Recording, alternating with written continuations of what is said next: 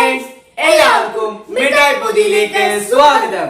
ഇന്ന് വായനാ ദിനവുമായി ബന്ധപ്പെട്ട 4ാമത്തെ എപ്പിസോഡ്. ഒറ്റ ചോദ്യം. വാദ്യാർ കഥകൾ. അധ്യാപക കഥകൾ എഴുതി വാദ്യാർ കഥാകാരൻ എന്ന പേര് കിട്ടിയ മലയാളത്തിലെ അതിപ്രശസ്തനായ സാഹിത്യകാരൻ ആര്? കാരൂർ നീലകണ്ഠപിള്ള. കാരൂർ നീലകണ്ഠപിള്ള ശരിയായ ഉത്തരം.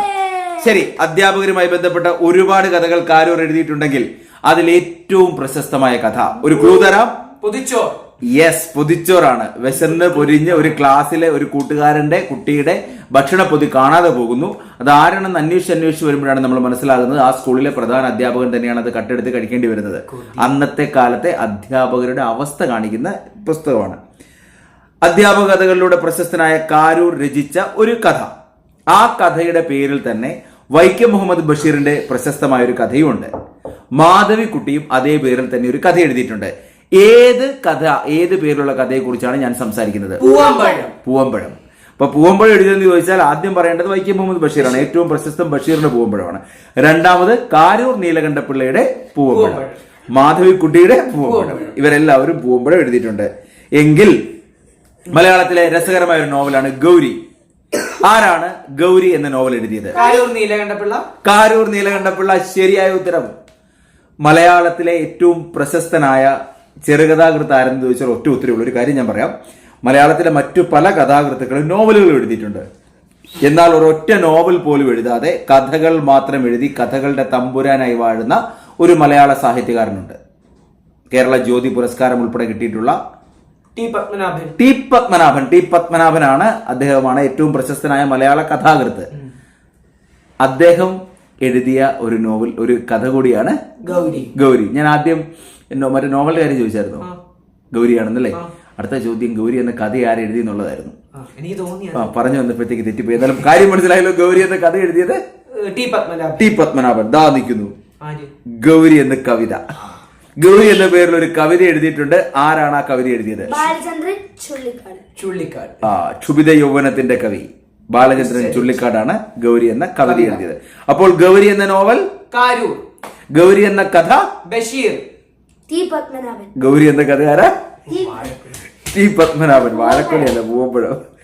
ഗൗരി എന്ന കവിത ചുള്ളിക്കാട്, ബാലേന്ദ്രൻ ചുള്ളിക്കാട്. അങ്ങനെയെങ്കിൽ ചിൽഡ്രൻസ് ബുക്ക് ട്രസ്റ്റ്, കുട്ടികൾക്ക് വേണ്ടി ചിൽഡ്രൻസ് ബുക്ക് ട്രസ്റ്റ് സ്ഥാപിച്ചത് ആരാണ്? കാർട്ടൂണിസ്റ്റ് ശങ്കർ ആണ് ചിൽഡ്രൻസ് ബുക്ക് ട്രസ്റ്റ് സ്ഥാപിച്ചത്. സ്വാഭാവികമായിട്ട് നിഷാൻ, കാർട്ടൂണിസ്റ്റ് ശങ്കർ ആണ് സ്ഥാപിച്ചതെങ്കിൽ എവിടെയായിരിക്കും ചിൽഡ്രൻസ് ബുക്ക് ട്രസ്റ്റ് സ്ഥാപിച്ചത്? ഡൽഹിയിലാണ് അതിന്റെ ഹെഡ്ക്വാർട്ടേഴ്സ് അറിയപ്പെടുന്ന ഒരു പേരിലാണ് നെഹ്റു ഹൗസ്. ജവഹർലാൽ നെഹ്റുവിന്റെ ആശീർവാദത്തോടെ, അതെ, നെഹ്റുവിന്റെ ആശീർവാദത്തോടെയാണ് നെഹ്റുവിന്റെ പ്രിയപ്പെട്ട സുഹൃത്തു കൂടിയായ cartoonist Shankar children's book trust സ്ഥാപിച്ചത്. അതുകൊണ്ട് അതിനിട്ട പേരാണ് Nehru house. Okay, Shankar's weekly ആണ് ശങ്കറിന്റെ ഏറ്റവും പ്രധാനപ്പെട്ട കോൺട്രിബ്യൂഷൻ, കാർട്ടൂണുകൾ വരുന്ന വീക്കിലി. അതുപോലെ കുട്ടികൾക്ക് വേണ്ടി ശങ്കേഴ്സ് ഡോൾ മ്യൂസിയം, പാവ മ്യൂസിയം, ഡൽഹിയിലെ പാവ മ്യൂസിയം സ്ഥാപിച്ചത് ശങ്കറാണ്. നിഷാൻ, അങ്ങനെ പാവ മ്യൂസിയം സ്ഥാപിച്ച, ചിൽഡ്രൻസ് ബുക്ക് ട്രസ്റ്റ് ഒക്കെ സ്ഥാപിച്ച അദ്ദേഹത്തിന് പോളണ്ടിലെ കുട്ടികൾ 1977 ഒരു സമ്മാനം നൽകി. കുട്ടികൾക്ക് വേണ്ടിയുള്ള വളരെ പ്രധാനപ്പെട്ട ഒരു സമ്മാനം. അതിന്റെ പേര് പറയോ? ഓർഡർ ഓഫ് ദി സ്മൈൽ ശരിയായ ഉത്തരവാണ്. പോളണ്ടിൽ നിന്ന് order of the smile award കിട്ടിയത് കാർട്ടൂണിസ്റ്റ് ശങ്കറിനാണ്. ശരി, അടുത്ത ചോദ്യം. കരുണ ചെയ്യുവാൻ എന്ത് താമസം കൃഷ്ണ. ഗംഭീരമായ കീർത്തനമാണ്, മനോഹരമായ കീർത്തനമാണ്. കേട്ടപ്പോഴേ നിഷാൻ ഉറങ്ങി തുടങ്ങി. പറയൂ. ആരാണ് എഴുതിയത്? ഇരയിമ്മൻ തമ്പി ശരിയായ ഉത്തരം. നിഷാൻ, കഥകളിയുടെ സാഹിത്യ രൂപത്തിന് പറയുന്ന പേരെന്താണ്? കഥകളിയുടെ ആദ്യ രൂപമാണ് രാമനാട്ടം. കഥകളിയുടെ സാഹിത്യ രൂപം എഴുത്തിന് എന്താ പറയുന്നത്? എന്തുവാ? ഇത്ര കോൺഫിഡൻസോടെ പൊട്ടത്തരം പറയാൻ കേരളത്തിൽ മൈദക്കഥാന്നൊക്കെ പറഞ്ഞ അടുത്തെത്തിന്ന് പറയായിരുന്നു. അതെ, കഥകളുടെ സാഹിത്യ രൂപം ആട്ടക്കഥ. ഉത്തര സ്വയംവരം ആട്ടക്കഥ എഴുതിയത് ആരാണ്?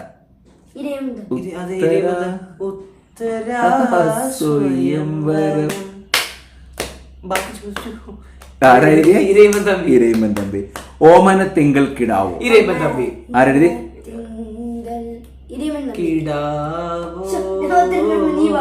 നല്ല ഓക്കെ.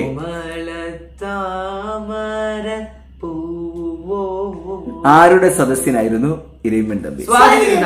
സ്വാതി തിരുനാളിന്റെ ഗർഭശ്രീമാൻ എന്നറിയപ്പെടുന്ന സ്വാതി തിരുനാളിന് ചെറുപ്പത്തിൽ ഉറക്കാൻ വേണ്ടിയിട്ട് അദ്ദേഹം എഴുതിയ പാട്ടാണ് ഓമന തിങ്കൾ കിടാവോ. ഓക്കെ, അടുത്ത ചോദ്യം. യക്ഷി എന്ന നോവൽ എഴുതിയതാണ് മലയാറ്റൂർ രാമകൃഷ്ണൻ. മലയാളത്തിലെ പ്രശസ്തമായ ഒരു നോവലാണ് യക്ഷി. എഴുതിയത് മലയാറ്റൂർ രാമകൃഷ്ണൻ. നിഷാൻ, മലമ്പുഴയിൽ ഒരു യക്ഷിയുണ്ട്. ആ യക്ഷി ഒരു ശില്പമാണ്.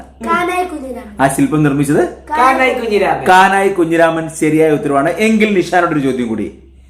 ആ കാനായി കുഞ്ഞിരാമൻ, നിഷാനാണ് ആദ്യം പറയുന്നത്. കാനായി കുഞ്ഞിരാമന്റെ ആത്മകഥ ഇപ്പോൾ മാതൃഭൂമി ആഴ്ച പതിപ്പിൽ പ്രസിദ്ധീകരിക്കുന്നുണ്ട്. ശരിയാണോ നിബി? ശിലാലിഖിതം. ഓർത്തിരിക്കാൻ എന്തെങ്കിലും ക്ലൂ? ഇദ്ദേഹം ഒരു സ്കൾപ്ചറിസ്റ്റ് ആണ്. അപ്പൊ സ്കൾപ്ചറിസ്റ്റ് ആയ ഇദ്ദേഹം ശില അതുമായി ബന്ധപ്പെട്ട് നിൽക്കുന്നു. അതുപോലെ ആത്മകഥ എന്ന് പറയുന്നത് എഴുത്ത് വിദ്യയാണല്ലോ. ശില പ്ലസ് ലിഖിതം, ശിലാലിഖിതം. ഈ പുസ്തകത്തിന്റെ പേര് വന്നു ഇതുകൊണ്ട് മാത്രമല്ല, ഇതായതുകൊണ്ടല്ല പുസ്തകത്തിന്റെ പേര് തന്നെ. ആ പുസ്തകത്തിന്റെ പേര് നിബിൻ ജസ്റ്റ് വിവരിച്ചു തന്നതല്ല. ഇത് വളരെ പുതിയൊരു ക്ലൂ ആണ് നിബിൻ ഉണ്ടാക്കിയത്. ശിലാലിഖിതം ഒരു മനസ്സിലായിട്ടില്ല. ഒറ്റ കേസ്. കാനായി കുഞ്ഞിരാമന്റെ ആത്മകഥയുടെ പേരെന്താ? അത് മാത്രം അറിഞ്ഞാൽ മതി. ഓക്കെ, അടുത്ത് ചേർത്തലയിലെ ചന്ദ്രകളഭം ആരുടെ സ്മാരകമാണ്? ഏതാ? ഓക്കെ, വയലാർ രാമവർമ്മയുടെ അതാണ് ചേർത്തലയിലെ ചന്ദ്രകളഭം. അങ്ങനെയാണെങ്കിൽ വയലാർ രാമവർമ്മയുടെ ഭാര്യയായ ഭാരതി തമ്പുരാട്ടി വയലാറിനെ കുറിച്ച് എഴുതിയ അതിമനോഹരമായ ഒരു പുസ്തകമുണ്ട്. ഇന്ദ്രധനുസിൻ തീരത്ത്. എന്താ? ഇന്ദ്രധനുസിൻ തീരത്ത്. ശരിയായ ഉത്തരവാണ്. Very good. ഓക്കെ, അടുത്ത ചോദ്യം കേസരി ബാലകൃഷ്ണ പിള്ളയെ കുറിച്ചാണ്. കേസരി ആരുടെ തൂലികാനാമമാണ്? കേസരി ബാലകൃഷ്ണ പിള്ള. ആ കേസരി ബാലകൃഷ്ണ പിള്ള ഒരാളെ വിശേഷിപ്പിച്ചത് മലയാളിക്ക് വായനയുടെ വാതായനങ്ങൾ തുറന്നിട്ട അനശ്വര പ്രതിഭ എന്നാണ്. ആരെക്കുറിച്ച്? മുട്ടത്ത് വർക്കി.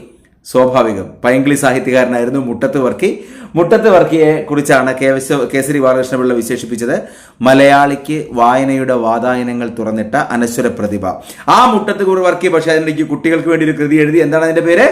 ഒരു കുടയും കുഞ്ഞു പെങ്ങളും. നിഷാനിത തളർന്ന് തകർപ്പണമായിട്ടിരിക്കുന്നതുകൊണ്ട് കേസരി എന്ന് പറഞ്ഞാൽ നമുക്ക് ആദ്യം ഓർമ്മ വരുന്നത് കേസരി ബാലകൃഷ്ണ പിള്ളയാണെങ്കിലും കേസരി എന്ന തൂലികാനാമമുള്ള മറ്റൊരു സാഹിത്യകാരനെ ഈ അടുത്ത് നമ്മൾ പരിചയപ്പെട്ടിരുന്നു നമ്മുടെ വീഡിയോയിൽ തന്നെ. വേങ്ങയിൽ കുഞ്ഞിരാമൻ നായർ.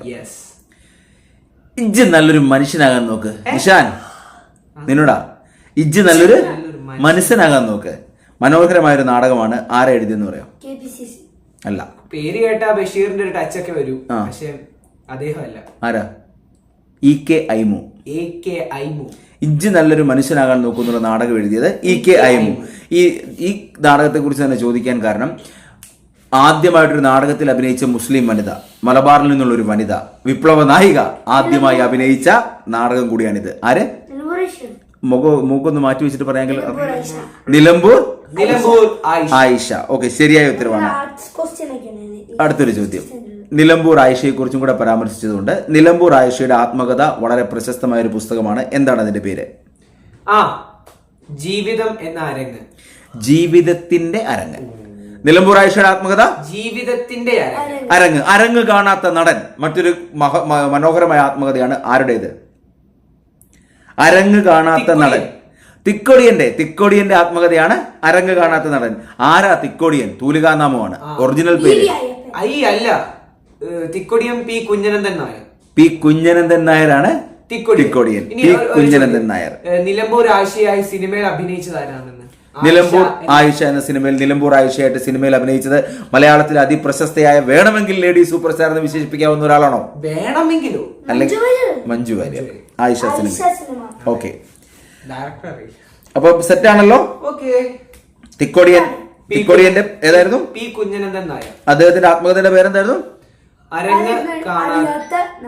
വയലാർ അവാർഡ്. നമുക്കറിയാം വയലാർ അവാർഡ് കിട്ടിയ ആദ്യത്തെ ആത്മകഥ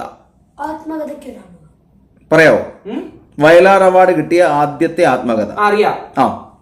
ഈ തിക്കൊടിയന്റെ അരങ്ങ് കാണാത്ത നടൻ. ശരിയായ ഉത്തരവാണ്. ഒരാത്മകഥയ്ക്ക് വേണ്ടിയുള്ള പ്രഥമ കേരള സാഹിത്യ അക്കാദമി പുരസ്കാരം നേടിയ കൃതി. അരങ്ങ് അരങ്ങ് കാണാത്ത നടൻ. ആരുടെ ആത്മകഥ? തിക്കൊടിയൻ. ഓക്കെ നിഷാൻ, കേരള സർക്കാർ സംരക്ഷിത സ്മാരകമായി പ്രഖ്യാപിച്ച ഒരു തറവാടുണ്ട്. ആ തറവാടിന്റെ പേര് വാഴുവേലിൽ തറവാടെന്നാണ്. ആരുടെ ജന്മഗൃഹം? വാഴുവേലിൽ തറവാട്. ആരുടെ ജന്മഗൃഹം? സുഗതകുമാരി ടീച്ചർ. സുഗതകുമാരി ടീച്ചർ. ഇത്രയും വലിയ കൂട്ടുമായിട്ടിട്ട് നീ പറഞ്ഞോളാലോ. സുഗതകുമാരി ടീച്ചറിന്റെ അച്ഛന്റെ പേര് പറയാമോ? ബോധേശ്വരൻ. ശരിയായ ഉത്തരം. ബോധേശ്വരന്റെ നമുക്കറിയാവുന്ന ഒരു കൃതിയുടെ ഒരു പാട്ടിന്റെ അകത്ത് വരി പാടാവോ? ജയ ജയ കേരള കോമളധരണി, ജയ ജയ കോമള കേരള ധരണി, ജയ ജയ മാമക പൂരിത പൂരിതജനി, ജയ ജയ കേരള കോമളധരണി, ജയ ജയ കോമള കേരള ധരണി. ഓക്കെ, കേരള ഗാനം. ജയ ജയ കോമള കേരള ധരണി. കേരള ഗാനം ബോധേശ്വരന്റേത്. ആ ഗാനത്തെ നമ്മുടെ കേരളത്തിന്റെ സംസ്ഥാന സാംസ്കാരിക ഗാനമായിട്ട് തിരഞ്ഞെടുത്തിട്ടുണ്ട്. അപ്പൊ കേരള സംസ്ഥാനത്തിന്റെ സാംസ്കാരിക ഗാനം ഏതെന്ന് ചോദിച്ചാൽ കേരള ഗാനം എന്ന് ചോദിച്ചാൽ കേരള ഗാനം എന്ന് പേര്. സാംസ്കാരിക ഗാനമാണ് നമ്മുടെ സംസ്ഥാനത്തിന്റെ. അത് ഏതാന്ന് ചോദിച്ച ഉത്തരം എന്താ? ജയ ജയ കോമള കേരള ഗാനം. ബോധേശ്വരന്റെ കേരള ഗാനം. ഏത് വർഷമാണ് അതിനെ സാംസ്കാരിക ഗാനമായിട്ട് തിരഞ്ഞെടുത്തത്? 2014. ശരിയായ ഉത്തരം ഏതാ?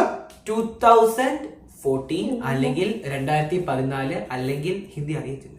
ഓക്കെ, അപ്പോൾ നമ്മൾ പറഞ്ഞത് സുഗതകുമാരി ടീച്ചറിനെ കുറിച്ചാണ്.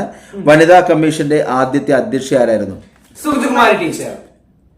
സുഗതകുമാരി ടീച്ചർ. ഓക്കെ ഓക്കെ, അപ്പം ഇന്ന് ഇത്രയുമാണ് നമുക്ക് ഡിസ്കസ് ചെയ്യാനുള്ള വായനാ ദിനവുമായി ബന്ധപ്പെട്ട ക്വസ്റ്റ്യൻസ്. പിന്നെ കൂട്ടുകാര് കൂടുതൽ ചോദ്യങ്ങളുണ്ട്. ഇവിടെ ഒരുത്തിരുന്ന് നിരന്തരം കോട്ടുമായിടുന്നതുകൊണ്ട് ബാലാവകാശ കമ്മീഷൻ നമ്മളെ പിടിക്കാതിരിക്കാൻ വേണ്ടി നിർത്തിയതാ. അപ്പം കൂട്ടുകാരോട് പറയാനുള്ളത്, ഇതിപ്പം ഇത്തവണ വായനാ ദിനത്തിന്റെ ക്വസ്റ്റ്യൻസ് കൂടുതൽ വ്യത്യസ്തമായി പുതിയ തരം ചോദ്യങ്ങൾ ചോദിക്കുക എന്ന് തന്നെയാണ് നമ്മൾ ആഗ്രഹിക്കുന്നത്. അത്തരം ക്വസ്റ്റ്യൻസ് ആണ് നമ്മൾ ഇടുന്നത്. പിന്നെ അപ്പം കൂട്ടുകാര് ഞങ്ങളെ സപ്പോർട്ട് ചെയ്താലാണ് കൂടുതൽ വീഡിയോ ഇടാൻ ഞങ്ങൾക്ക് ഊർജ്ജമാകുന്നത്. അപ്പോൾ കൂട്ടുകാർക്ക് ഞങ്ങളുടെ ചാനലിൽ ജോയിൻ ചെയ്തും അതുപോലെ തന്നെ ചാനൽ സബ്സ്ക്രൈബ് ചെയ്തും സപ്പോർട്ട് ചെയ്യാവുന്നതാണ്. അപ്പൊ നമ്മൾ കൂടുതൽ വായനാ ദിന ക്വസ്റ്റ്യൻസും മറ്റു വീഡിയോകളുമായി വരുന്നതായിരിക്കും. പുതിയൊരു വീഡിയോയിൽ കാണുന്നവരെ ബൈ. സ്നേഹപൂർവ്വം കോട്ടയത്ത് നിന്നും ഉറക്കം തൂങ്ങി നിൽക്കുന്ന നിഷാനോടൊപ്പം